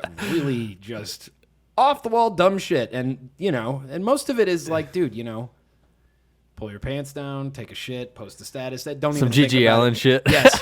Well, and then you come back and you're like, oh God, my world is on fire now. Like That's hilarious, I didn't dude. intend. Hell yeah. I didn't. People think I got troll. that vibe from what you're doing. Yeah, like I do troll. People think I troll a lot more than I do, though. It's most of the time it's just a fucking thought, and it's like, look, Well, it's just good to post. it Why is, not? but at the same time, I realized at a certain point when I was younger, or not even when I was younger, just before Facebook and Instagram became so prevalent and Twitter and all that, I'd have a thought and I'd go, I can write an essay or I can write a song. Now I have a thought, I'm like, that'd make a good status. Right. That's dangerous, dude. Like, Totally. That is for me. And like, so now, do I feel bad about any of that shit? No. I'm just realizing it has a negative impact on my life. Whatever. So, man, shit, where was I going with this? I took too many detours there. The Burger Records. Yeah. Burger Records, yeah. Burger Okay, Records so shit. I wasn't even online, really, when that shit happened, which was a week ago, maybe? Something like that. A couple days ago? Yeah, I haven't read super deep into it. What the so I don't know fuck all happened? The They got details. accused of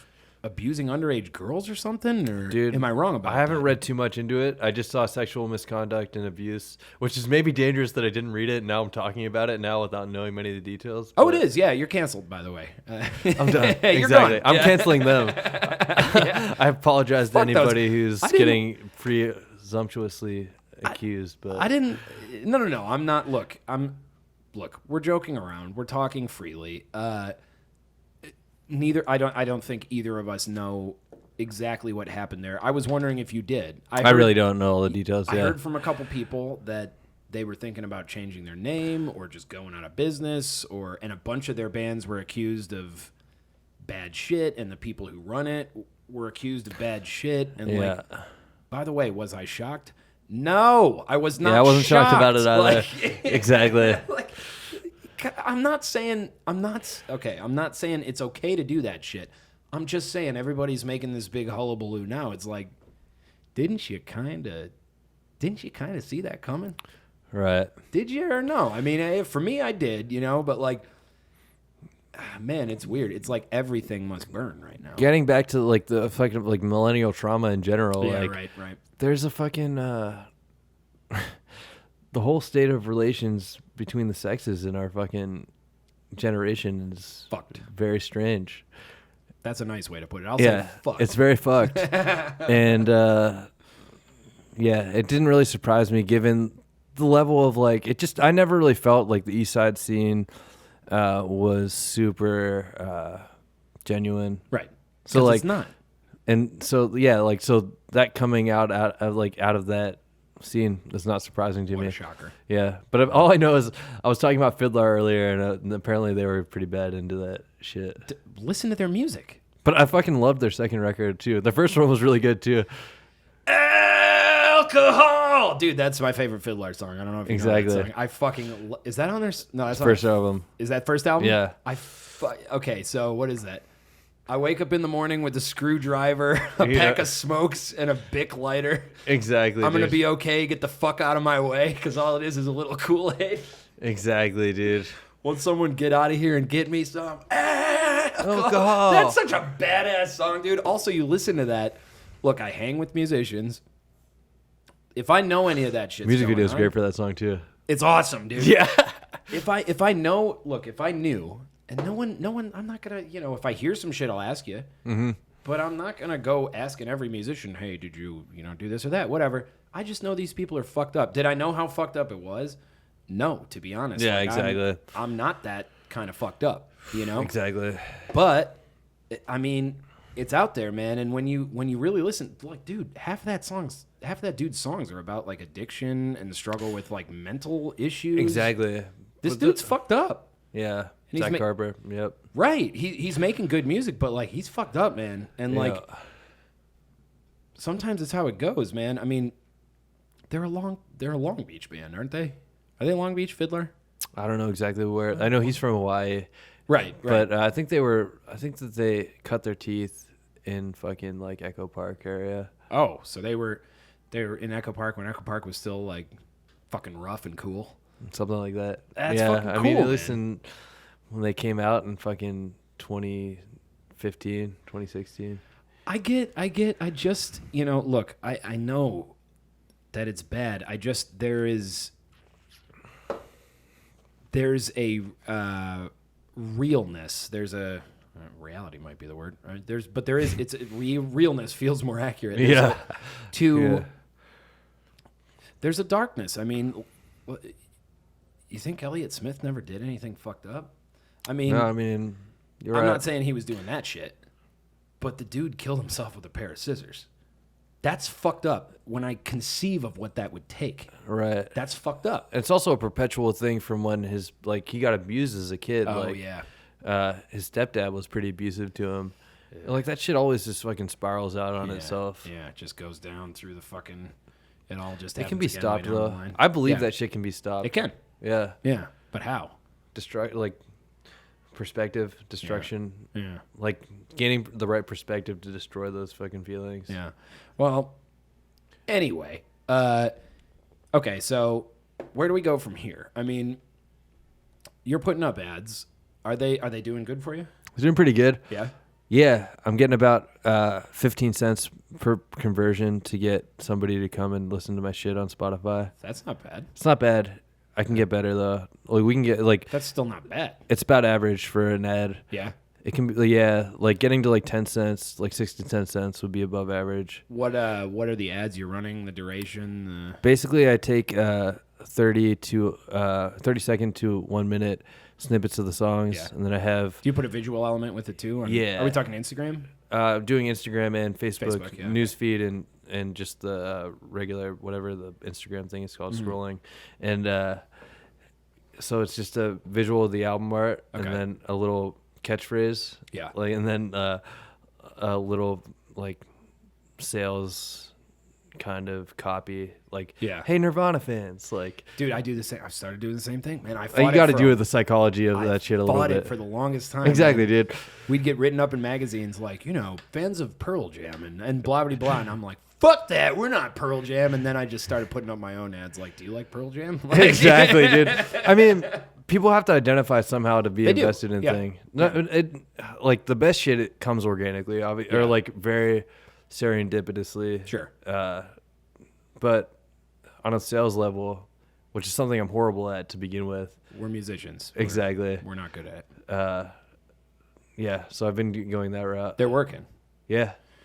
Did you do that kind of stuff before COVID, or was it just the times that?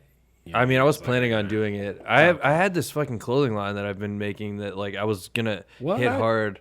Yeah, it's called Static Division. It's is it out? Yeah. Can people buy shit? Oh yeah. Static Division? Yeah. I made this fucking like super trippy festival girls line. It's like fuck yeah. Yeah. So it was dope, but all the festivals got canceled. So I couldn't it was tough to try to fucking sell that shit. Wear this in your living room. Exactly. It's still dope though, but like I just think that's the way that things are now. Like, yeah. I'm not going to fight that. I actually think it's a huge opportunity for independent artists. Do you think so? I mean, with places closing around LA, with things kind of getting all thrown in a blender, I mean, no one knows what the hell is going to happen. My perspective, I think overall, I think I see it like you. I think this is an opportunity. I think this is a good thing. I mean, to everybody working at these places, I mean, look, man, I'm sorry, and I mean that in the best way that I can. I just feel bad for you. That sucks. On the other hand, a lot of these places closing fucked me over in a multitude of ways, and so whatever, good riddance. But what I originally thought was, oh my God, I'm kind of panicking. These places are closing. Where am I going to play? Buddy of mine was like, they're closing, but from the ashes springs up a, phoenix or whatever, Dude, totally. flower. So for me, I'm like, okay, so there's going to be new stuff happening. So on the one hand, is LA salvageable? From the, not that it was, dead or anything, but is LA salvageable given that we are in this position now where a lot of shit's closing, we can't play shows, a lot of people are going out of business. And B, if it is, what kind of shape do you think the new music industry is going to take? Like, what does it look like? I mean, maybe it's kind of an unfair question because there's no way for you to know. Exactly. But in your opinion, what does it look like to you? What do you see happening? Yeah, I think it is very unclear within the next year how it will look. Yeah. But I've had a long-term vision of owning venues of that are across multiple cities in the country. Yeah. That are venues and hotels that bands can pay a subscription fee to have to be able to tour a certain amount of times in each city throughout the year. I've never heard that idea before. Hell yeah. That's a fucking cool idea. Hell yeah. Tell me more about this. So it'd be like a venue. Tell me more, Ben Kernion. Hell yeah, you got it, bud. Fucking so it'd be just a network of venues. It'd be called Circuit is what I'm thinking. Yeah. But you'd be able to so basically they pay a subscription fee. That'd be one form of revenue. Yeah. But they would play there'd be jams or fucking shows in the afternoon and also at night. Yeah. And you could sell drinks and make money just with ticket sales from doing that, and then also just get massive amounts of media do live streams for all that shit that's happening there. Fucking cool idea, dude. Thank you, brother. Yeah.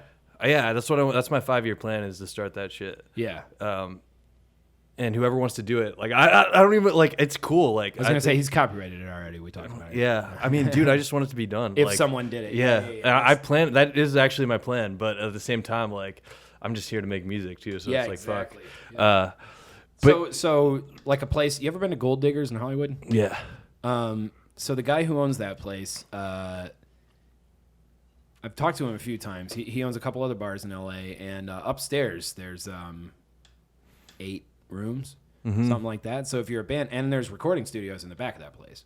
I didn't know that, man. That's right. Cool. Neither did I. Hell yeah. Turns out I have a friend whose wife is related to the dude. So I, nice. talking to him for a while, and he's just like, oh yeah, this. He's talking about it all cavalier and shit, and I'm like, motherfucker, that's the dream, dude. If the question is how to make it affordable, Yeah. And if you have musicians kind of paying into it, but there's a lot of revenue streams to be had from that. Yeah. From daily ticket sales to just the amount of media that you could sell ads for over time. It'd be at first would be oh, hey there. Hey there. You chose the worst possible time to Dude, interrupt. no, thank you for right now. You don't want to do whippets on media? Okay. All right, I'm listening. Maybe I should. Yeah, there's just lots of media. There's lots of media to be garnished and very interesting idea you have here. to be marketed and then sold ads for. It's fucking people sell fucking marketing on Twitch, and if you have something that's really networking the entire scene in the United States, there's I look at it as fucking minor leagues for fucking for fucking music. You chose the worst possible time. This dude was just telling me one of the coolest ideas I've heard in a legitimately.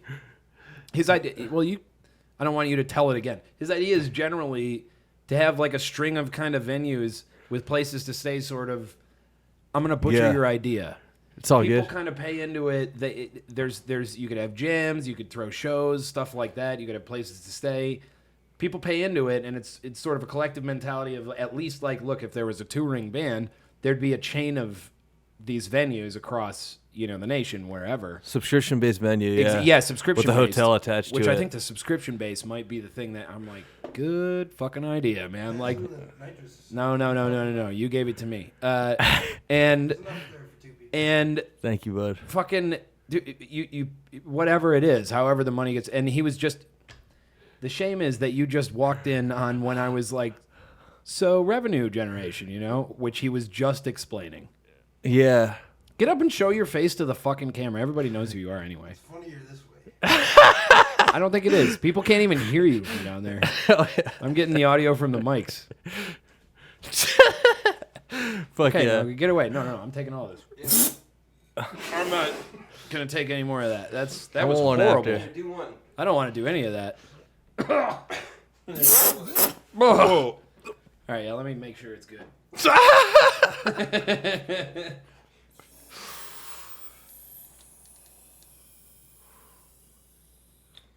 Okay, anyway, so like... Yeah. Fucking videos. So yeah, What an interesting contribution. dude, this is what we need more of. Look, I That's agree. the truth, dude. There's not enough absurdity in our fucking culture. There's not enough whippets. Yeah, But but really, like, absurdity, yeah. it's more like it's logical to me to do that type of thing with Yeah. the way everything's going, because if attention is the fucking currency of our times, then people being like, I want to make it cheap for people too. Like, I don't want it to be expensive for people. Like if within a few $100s, like you have a subscription to have like 60 credits, or like, I forget the number. I had this idea right after I put out Alternates, which was last October. Yeah. And I worked out the numbers. There was some sort of, it's like, there, you get to stay like fucking like 100 times somewhere within the country or something. So you get X amount of times that you can credits. stay. Yeah, exactly. Right. But like, you just get a lot of media, man, and people interacting. It's also the interactive, like people fucking mingling with each other too, which would be cool. I mean, man, on its face, man, I think that's awesome. Thanks, man. I I'm really glad to do. hear that. Yeah, I mean, that would be. I think about bands like you guys when I was like, thinking Yeah, about absolutely, man. Yeah. I'm obviously I think about bands like me guys. Yeah. And yeah, I'm All just of kind us, of yeah. one of the hardest things is like do you know a guy Darnell Cole? Nope. He's a very good guitarist. He's a blues guitarist, rock guitarist, blues rock guitarist, whatever. Hell He yeah. plays in a band called Porcelain Hill. I just talked to him last night, actually. He's the reason I bought that fucking tequila. Usually I'm a whiskey drinker. Nice. And he was talking about touring, and he was saying one of the worst things that happened to him with the COVID stuff is he had an entire tour finally booked out 4 months in advance, every day almost. Yeah. And for him, he's a touring guy, but a lot of his tours come, he gets a couple weeks or he gets a month or two or whatever. Mm-hmm. And then they fill in the dates as they go. Mm-hmm.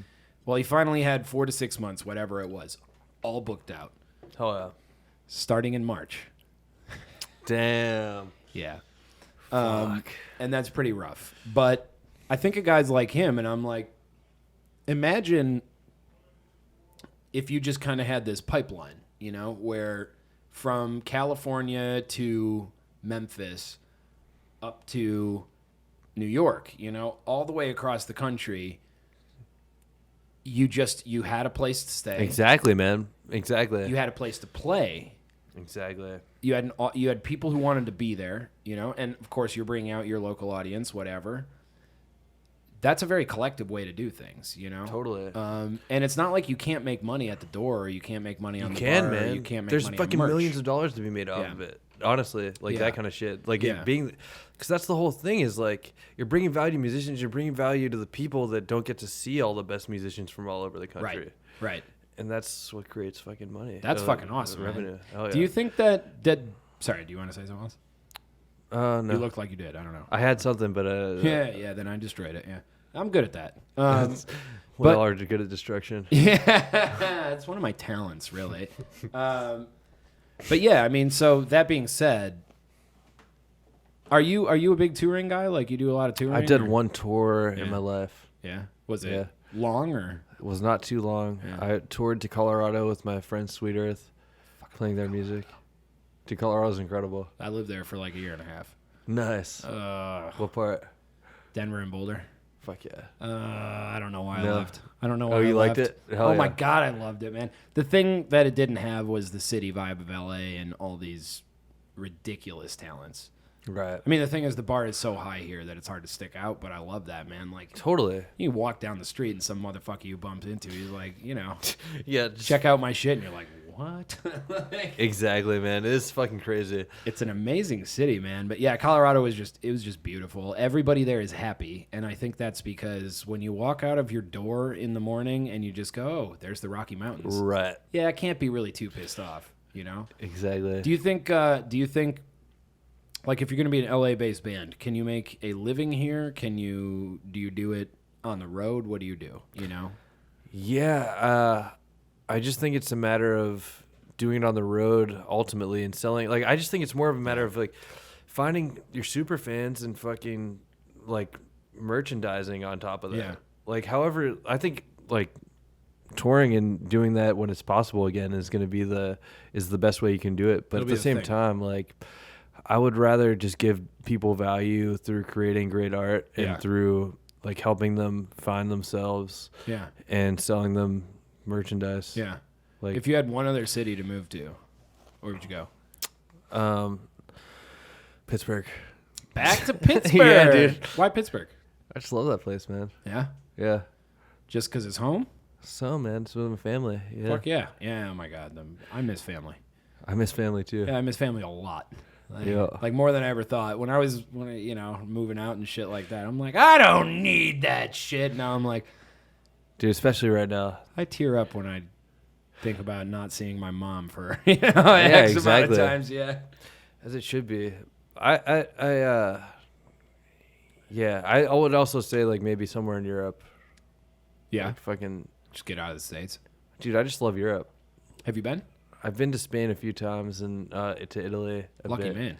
Yeah, definitely lucky. My best friend lives in fucking Madrid, so I've been there a couple times. And That's supposed to be an amazing city. I've never dude, been. Madrid's fucking incredible. Oh, man, Spain in general sounds like Spain such is fucking dope. a fucking awesome place to go. Yeah, super rad. Italy's fucking dope though too. Just fucking Europe compared to the United States, like in mentality alone, like It's different. super different. How would And you characterize it? I would characterize it as like way more legitimately social. Like people are social here, but it's around some sort of like inhuman shit somewhat. Like people are just fucking more human, like very personal out there. Yeah. Like there's no level of like I'm sure there's whole layers of it that I don't understand because I don't speak their fucking language. But like They're actually doing this to you. exactly. But at the same time, it's like here sometimes it feels like people are just so fucking lost. Like, Well, especially in LA. I think everywhere, man. I think Probably. everywhere in the States. Although, man, I went on a road trip for about a month at the not right at the beginning of COVID, but kind of towards the beginning. I just said, "Fuck it, I'm out." Yeah. The Midwest in particular, the South, it's just, how are you? Yeah. What do you mean? How am I? Like, what do you want? What are you selling? Exactly. Right. Oh, I forgot. That humans are yeah. just normal. Like, yeah. That's fucking legit. Hell yeah. I mean, parts of the country, man. I mean, look, But yeah. But what are their beliefs? Like I just feel like politically, a lot of those regions are fucked up. They are. I mean, Michigan is a really interesting place to be from because it's a swing state. It's 50% blue, 50% red. I mean, Same with PA. Yeah. Yeah, exactly. Definitely. Yeah. Yep. Both deciding factors in the Yes. most recent election. They have, you have Detroit and Detroit Metro, and that's very much a blue pocket. And then almost everywhere else in the state is red. But everywhere else in the state is rural, so the populations are much less. So by population, it turns out to be about 50-50. I imagine that squares up with Pittsburgh and a couple other metro areas in Pennsylvania, and then Pretty much. yeah, I mean, It's bluer in Pittsburgh and Philly. yeah, of course, Yeah. and then everywhere else is probably Exactly. Super more red. rural. Yeah. It's not fucked up as much as it is like it's just different, man. I mean, it's just a different place. I'm not there, and there's a reason for that. I didn't like the culture when I was there. Look, now maybe I'd go there just like, all right, that's where my family is, like we were saying. I don't know if the culture. I know would what you matter mean, that man. much. You know, like people believe different shit, man. And the one thing I can say for Michigan and the Midwest is, you leave me the hell alone, I'll leave you the hell alone. Like it really, That is the thing. Yeah, I feel you. The Midwest. here, it's just like, what do you believe? If you don't believe like I do, I'll fucking murder you. Like, Dude. it's different. Yeah, but I don't think that. I think it's like anywhere, man. Like you can't. Yeah. People who are too much, even when you have that mentality, and Yeah. that's the same because everyone else is like that. Like Yeah. that's a way of being fucking, just very conformist in its own right. This is one of the most conformist places I've ever lived. Yeah. Politically. I mean, not to say that I disagree with people who mostly lean left. That's mostly how I lean. But I would have never imagined. Moving here, I would have never imagined. I just would have never imagined the political climate, the social climate. It's part of the thing that's sort of made me, you know, I'm just contrarian by nature. So if you say something, I'll be like, yeah, really? You know, not saying that's Here are opposite thoughts. yes, exactly. I'm Yeah. not saying that's a good quality. I'm just saying that's how I am. That's how the universe is. Right. And for me, I just, you know, I've never met as many monolithic sort of thinkers. I've also, it's just, LA is a place where I feel like, you know, you find needles in a haystack, you know? You find some of the best people I've ever met on the planet are here. They're just few and far between, in my opinion. But that's my opinion of people generally speaking. So, Yeah. yeah. I mean, that's probably pretty much true. I don't know if that's cynical or... Yeah. I mean, there's a certain type of person that wants to move here too. So it's like you're also wading through like True. that already filtered lens or whatever. Yeah. But it's like Yeah, self-selection bias, you know, is the type of people who... I don't know though, like I've met a lot of good people just based on serendipity. I think everybody just finds who they're supposed to interact with ultimately.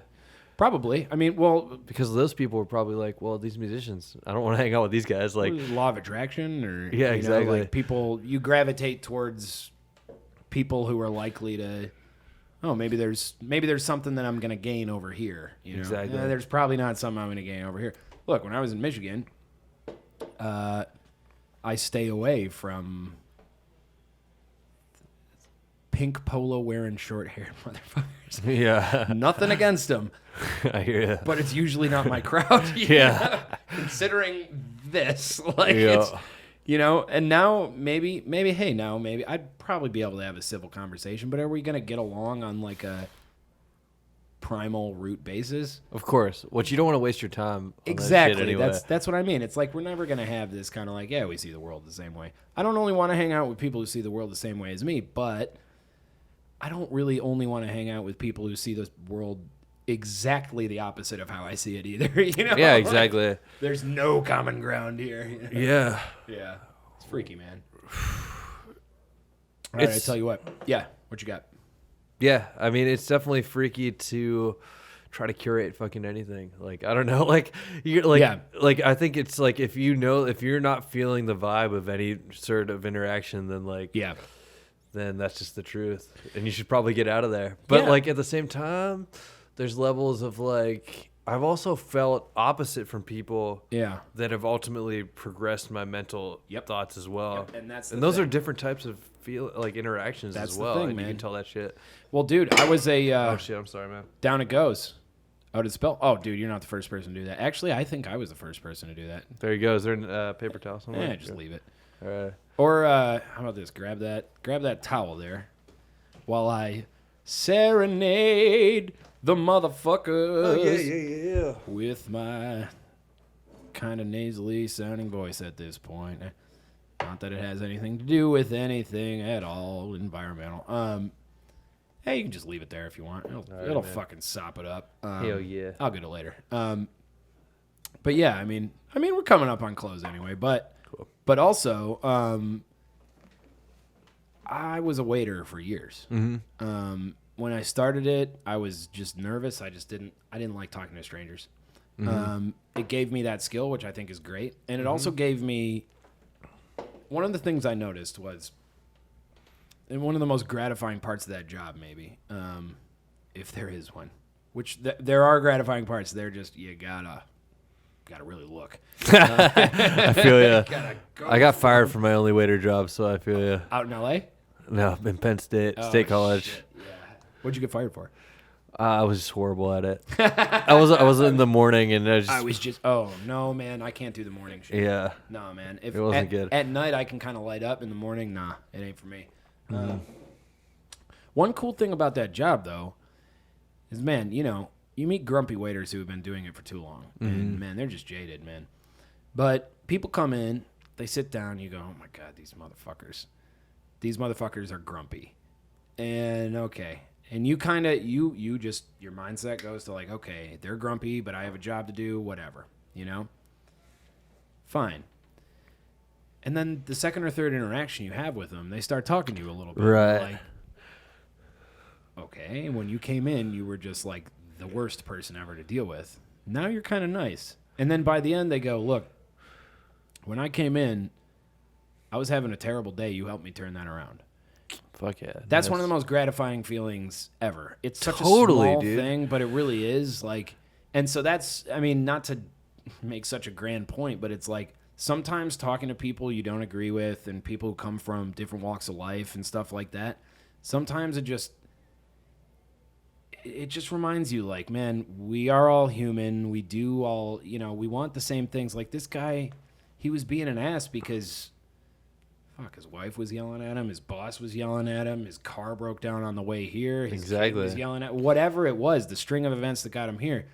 This interaction, not only did it help him, he took the time to say, thank you, that helped me, which is goofy, Like, it's just goofy, but it's so fucking visceral and human, Yeah, man. It's so primal. Like, that kind of thing, that's why I get along with people from all different walks. Am I going to gravitate to the people like me? Yes, of course I am. But am I going to talk to people who maybe off the bat I'm like it's a disciplined position to be like, all right, I'm going to give you the time of day, even though my initial warning lights are going off like, fuck this motherfucker.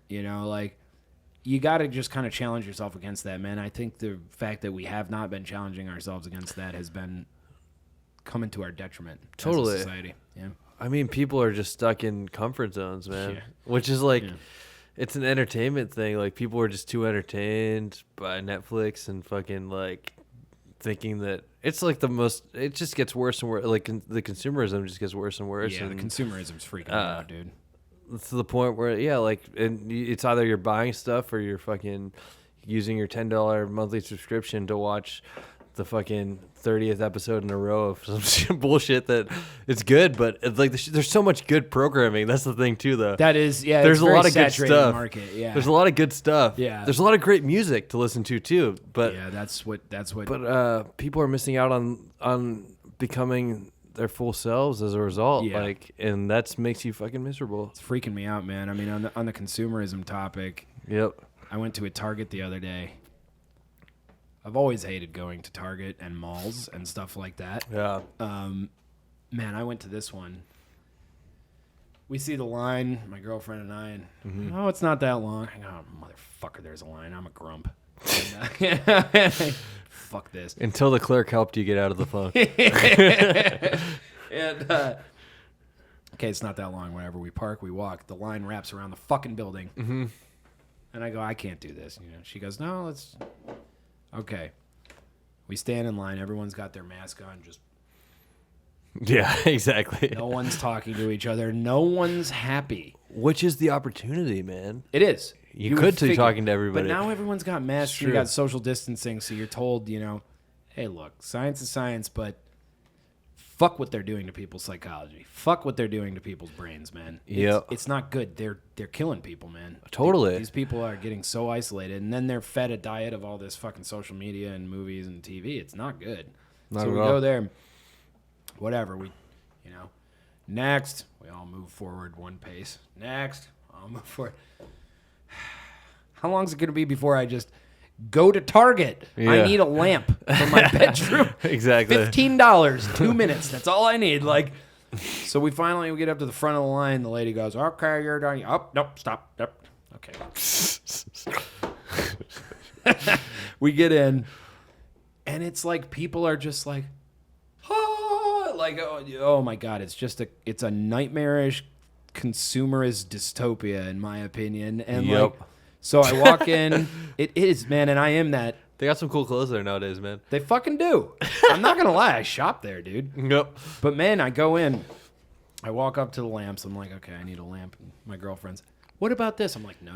We're here for one thing and one fucking thing only. We are not browsing. I do not. Trust me, I will be grumpy. And I ended up being grumpy for the rest of the day because the first thing that comes on the radio between the shit music that they were playing was, welcome to Target. Our first priority is your safety. And I just loudly go, no, it's not. It's profit. Oh, my God, dude. Yeah. Exactly. And she does exactly what you're doing. She goes, covers her face. And I'm just like, yeah, I need to get the fuck out of here. Oh, man, my God, dude. That's exactly right. it's a horrifying reality. Yep. It's a horrifying reality. Yep. So anyway, let's wrap it up. I got one more question for you. Same old fucking bullshit. Desert Island question. You got this has nothing to do with it actually. You're going to a desert island. You're not allowed to listen to any other music.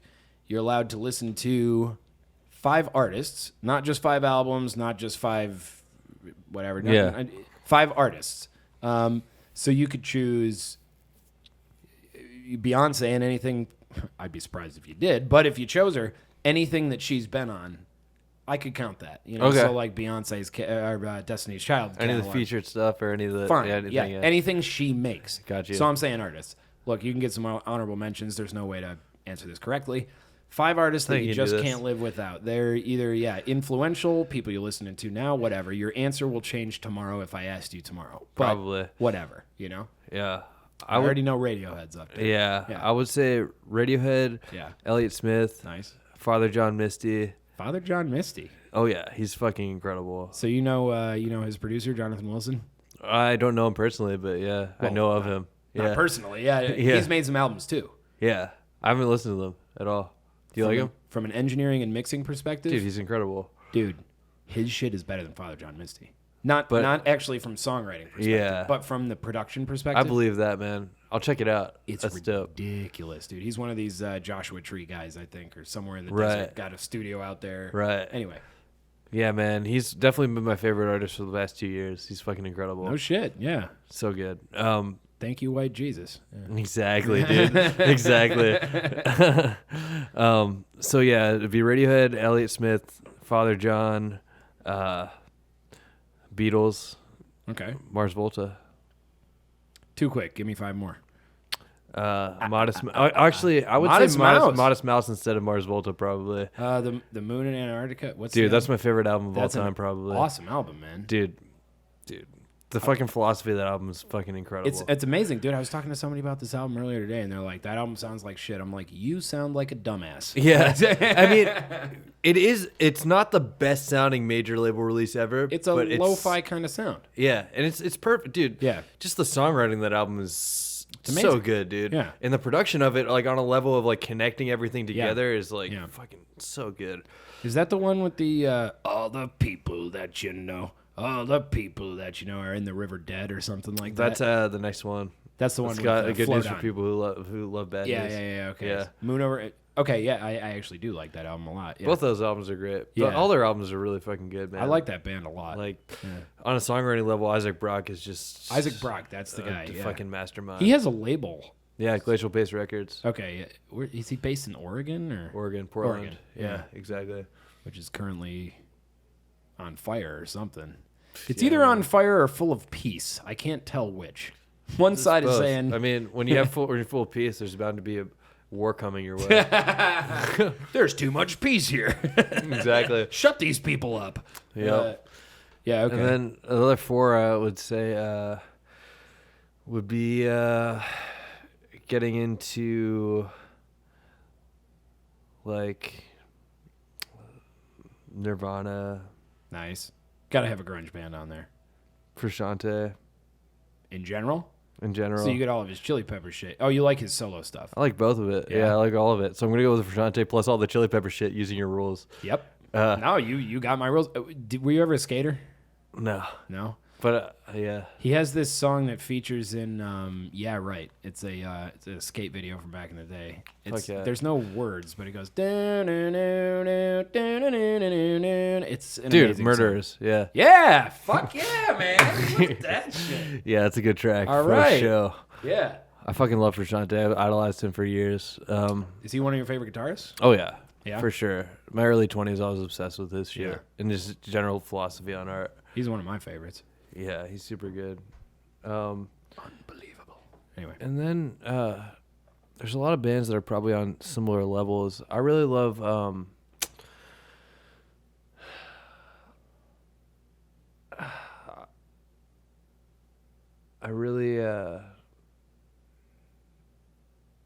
yeah, I don't know. I don't want to go even past that, man. Yeah. There's nothing that I would really say is like sticks out as like my absolute faves. Let's leave it there, bud. Hell yeah. One more question. You don't drink much. Should I get you drunk? I mean, I'm already drank like fucking a lot of tequila, some beer. I'm feeling it a bit. I'm not quite drunk, but we can drink some more. Not at all, man. I'm just joking around. All right, man. Wasted Potential, Ben Kernion, Sonic Acrylic. Listen to it, motherfucker. Goodbye. Peace. Fuck yeah, dude. Hell yeah, brother. It was a good long stretch.